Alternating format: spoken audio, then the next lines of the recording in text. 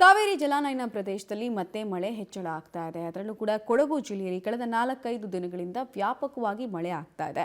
ಜಿಲ್ಲೆಯಲ್ಲಿ ಜನಜೀವನ ಸಂಪೂರ್ಣವಾಗಿ ಅಸ್ತವ್ಯಸ್ತಗೊಂಡಿದೆ. ಈ ನಡುವೆ ಇದೀಗ ನಿರಂತರವಾಗಿ ಮಳೆ ಆಗ್ತಾ ಇದ್ದು ಗುಡ್ಡಗಾಡು ನಿವಾಸಿಗಳಿಗೆ ಆತಂಕ ಹೆಚ್ಚುವಂತೆ ಮಾಡಿದೆ. ಮಡಿಕೇರಿ ತಾಲೂಕಿನ 2ನೇ ಮೊಣ್ಣಂಗೇರಿಯ ಬೆಟ್ಟ ಪ್ರದೇಶದಲ್ಲಿ ಹಲವಾರು ಕಡೆಗಳಲ್ಲಿ ಈಗಾಗಲೇ ಬಿರುಕು ಮೂಡಿದ್ದು ನಿರಂತರವಾಗಿ ಮಳೆ ಮುಂದುವರೆದರೆ ಬೆಟ್ಟ ಕುಸಿಯುವ ಆತಂಕ ಎದುರಾಗಿದೆ. ಅಲ್ಲದೆ ಗ್ರಾಮೀಣ ಭಾಗದ ಜನ ನಡೆಯುವಂತಹ ರಸ್ತೆಗಳು ಕುಸಿಯುವ ಹಂತಕ್ಕೆ ತಲುಪಿದೆ.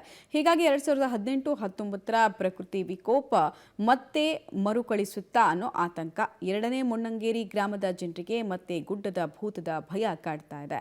ಈ ಕುರಿತು ನಮ್ಮ ಪ್ರತಿನಿಧಿ ಮಲ್ಲಿಕಾರ್ಜುನ್ ಗ್ರಾಮದ ಬೆಟ್ಟದ ಪ್ರದೇಶದಿಂದ ಪ್ರತ್ಯಕ್ಷ ವರದಿ ಕೊಟ್ಟಿದ್ದಾರೆ. ಬನ್ನಿ ನೋಡ್ಕೊಂಡು ಬರೋಣ. ಕೊಡಗು ಜಿಲ್ಲೆಯಲ್ಲಿ ಕಳೆದ 4-5 ದಿನಗಳಿಂದ ಮಳೆಯಿಂದ ಒಂದಲ್ಲ ಒಂದು ರೀತಿಯ ಅವಾಂತರಗಳ ಜೊತೆಗೆ ಮಳೆ ಕೂಡ ಹೆಚ್ಚಾಗ್ತಾನೆ ಇದೆ.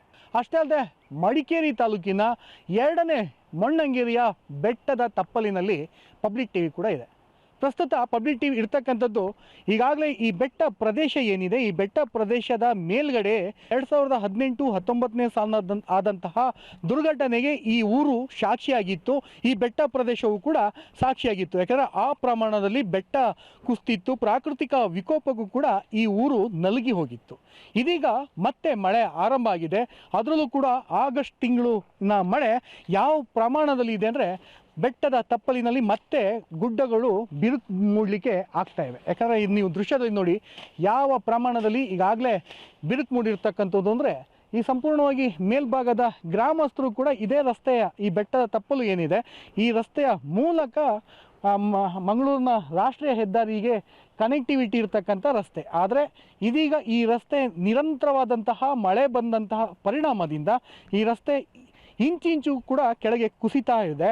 ಇದೇ ರೀತಿ ಮಳೆ ಪ್ರಮಾಣ ಹೆಚ್ಚಾದರೆ ಈ ಬೆಟ್ಟ ಮತ್ತೆ ಕುಸಿಯುವಂಥದ್ದು 2018-19ನೇ ಸಾಲಿನಲ್ಲಿ ಸಂಭವಿಸಿದ ಘಟನೆ ಮತ್ತೆ ಪುನರ್ ಆಗಬಹುದು ಅನ್ನೋದು ಕೂಡ ಹೇಳ್ತಾ ಇದ್ದಾರೆ. ಮರುಕಳಿಸ್ಬೋದು ಅನ್ನೋದು ಕೂಡ ಇಲ್ಲಿಯ ಗ್ರಾಮಸ್ಥರು ಹೇಳುವಂಥದ್ದು. ನಾವು ಇಲ್ಲಿ ಪಬ್ಲಿಕ್ ಟಿವಿಲಿ ನೇರವಾಗಿ ತೋರಿಸ್ತಾ ಇದ್ದೀವಿ. ಯಾಕಂದರೆ ಆ ಪ್ರಮಾಣದಲ್ಲಿ ಈಗಾಗಲೇ ಈ ರಸ್ತೆ ಕುಸಿತಾ ಇದೆ, ಒಳಗೇನೆ ಬಿರುಕು ಮೂಡ್ತಾ ಇದೆ. ನಿರಂತರವಾಗಿ ಮಳೆ ಬಂತು ಅಂದರೆ ಇದರೊಳಗೇನೆ ನೀರು ಹೋಗುತ್ತೆ. ಹೋದಾದ್ಮೇಲೆ ಈ ಬೆಟ್ಟ ಒಂದು ಭಾಗ ಕುಸಿಯುವ ಹಂತಕ್ಕೂ ಕೂಡ ತಲುಪುತ್ತೆ.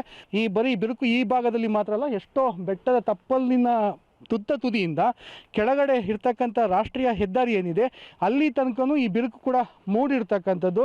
ಹೀಗಾಗಿ ಒಂದು ರೀತಿ ಜನರು ಪ್ರತಿ ವರ್ಷವೂ ಕೂಡ ಒಂದು ರೀತಿ ಆತಂಕವನ್ನು ಪಡ್ತಾರೆ. ಅದರಲ್ಲೂ ಕೂಡ ಈ ವರ್ಷ ಸುರಿತಿರ್ತಕ್ಕಂಥ ಮಳೆ ಏನಿದೆ ಇದು ಒಂದು ರೀತಿ ಭಯ ಕೂಡ ಕಾಡ್ತಾ ಇರ್ತಕ್ಕಂಥದ್ದು. ನಾವೀಗ ಸ್ಥಳೀಯ ಯುವಕನೊಬ್ಬರನ್ನ ಇದ್ದಾರೆ, ಅವರನ್ನೇ ಕೇಳೋಣ. ನಾಗೇಶ್ ಅವರೇ, ಇಲ್ಲಿ ಯಾವ ರೀತಿ ಸಮಸ್ಯೆ ಇದೆ ಸರ್? ಯಾಕೆ ವರ್ಷದಿಂದ ವರ್ಷಕ್ಕೆ ಕುಸಿತಿದೆ ಅಂತ ಹೇಳ್ತಾ ಇದ್ರು, ಯಾವ ರೀತಿ ಕುಸಿತ? ಈಗ ಆಗಸ್ಟ್ ಒಂದು 4-5 ದಿನದಿಂದ ಈಗ ಮಳೆ ಜಾಸ್ತಿ ಆಗ್ತಾ ಇದೆ. ಹಾಗಾಗಿ ಇಲ್ಲಿ ನೀವೇ ನೋಡಿದ್ದೀರಲ್ಲ, ರಸ್ತೆ ಕೂಡ ದಿನ ಇಂಚು ಕುಸಿತಾನೇ ಇದೆ. ಪಬ್ಲಿಕ್ ಹೋಗೋವರಿಗೆ ಕೂಡ ಭಾರಿ ತಾಪತ್ರ ಆಗ್ತಾ ಇದೆ ಸರ್, ಭಯ ಆಗುತ್ತೆ ಸರ್. ಹೇಗೆ ಅಂದರೆ ಬೆಟ್ಟನೇ ಕುಸಿತು ಹೋಗುವ ಭಯ ಕಾಡುತ್ತಾ ಹೇಗೆ? ಯಾಕಂದ್ರೆ 2018ರಲ್ಲಿ ಫುಲ್ ಕುಸಿತಿತ್ತು, ನಾವು ಬರುವಾಗ ನೋಡಿದ್ವಿ. ಆ ಬೆಟ್ಟನೇ ಇಲ್ಲ ಒಂದು ಭಾಗ, 18ರಲ್ಲಿ ಆಗಿರ್ತಕ್ಕಂಥ ದುರ್ಘಟನೆ. ಸೊ ಇದೇ ರೀತಿ ಬಿರುಕು ಕೂಡ ಬಿಟ್ಟಿರೋದ್ರಿಂದ ಒಂದು ಭಾಗ ಈ ಕಡೆ ಕೆಳಗೆ ಕುಸಿತಾ ಇದೆ. ನೀವು ಹೇಳ್ದಂಗೆ ಅದೇನಾದ್ರು ಕುಸಿದ್ರೆ ಏನಾಗ್ಬೋದು? ಕುಸಿದ್ರೆ ಊರೇ ನಾಶ ಆಗುವ ಸಂಭವ ಕೂಡ ಇದೆ. ಅಂದರೆ ಯಾವ ಟೈಮಲ್ಲಿ ಏನಾಗ್ಬೋದು ಅಂತ ಹೇಳಕ್ಕೆ ಸಾಧ್ಯ ಇಲ್ಲ. ಈಗ ನಮಗೆ ವಯನಾಡದು ಕೂಡ ಯೋಚನೆ ಬರ್ತಾ ಇದೆ. ಅದೇ ಯೋಚನೆ ಬರುತ್ತೆ. ಅಂದರೆ ಇಲ್ಲಿ ಭಯದ ವಾತಾವರಣನೇ ಸೃಷ್ಟಿಯಾಗಿದೆ. ಯಾವ ಟೈಮಲ್ಲಿ ಏನಾಗುತ್ತೆ ಅಂತ ಹೇಳಕ್ಕೆ ಸಾಧ್ಯ ಇಲ್ಲ ಸರ್. ಈಗ ಪ್ರತಿ ಮಳೆಗಾಲ ಬಂತಂದ್ರೆ ಈ ಸುತ್ತಮುತ್ತ ಇರ್ತಕ್ಕಂಥ ಜನರು ಯಾರಿದ್ದಾರೆ, ಈ ಗ್ರಾಮಸ್ಥರು 2ನೇ ಮೊಣ್ಣಂಗೇರಿ ಸುತ್ತಮುತ್ತ ಇರ್ತಕ್ಕಂಥ ಪ್ರದೇಶದ ಜನರು ಮಳೆಗಾಲದಲ್ಲಿ ಇರ್ತಾರೆ ಅಥವಾ ಬೇರೆ ಎಲ್ಲರೂ ಹೋಗ್ಬಿಡ್ತಾರೆ ಹೇಗೆ? ಮಳೆಗಾಲ ನೆಂಟರ ಮನೆಗೆ, ಸಂಬಂಧಿಕರ ಮನೆಗೆಲ್ಲ ಮಳೆ ಜಾಸ್ತಿ ಆದ ಸಂದರ್ಭದಲ್ಲಿ ಖಾಲಿ ಮಾಡ್ತಾರೆ ಮನೆ. ಕೆಲವರು ಇರ್ತಾರೆ, ಅಂದರೆ ದನಕರು, ಸಾಕು ಪ್ರಾಣಿಗಳಿದೆ ಅಲ್ಲ, ದನಕರು, ಕೋಳಿ, ನಾಯಿ, ಹಂದಿ ಅಂತ ಹೇಳಿಕೊಂಡು ಇರ್ತದೆ.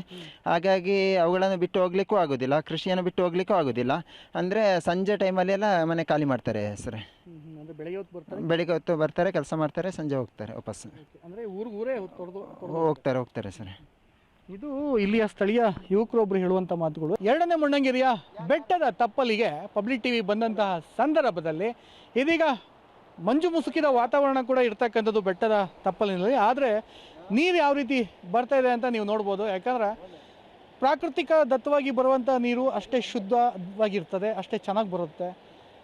ಆದರೆ ಕೆಸರು ಮಿಶ್ರಿತವಾದಂತಹ ನೀರು ಬಂದರೆ ಇದೆಲ್ಲೋ ಒಂದು ಕಡೆ ಭೂಮಿಯ ಅಡಿಯಿಂದ ಕೂಡ ನೀರು ಬರುವ ಸಾಧ್ಯತೆಗಳು ಕೂಡ ಹೆಚ್ಚಿರುತ್ತೆ.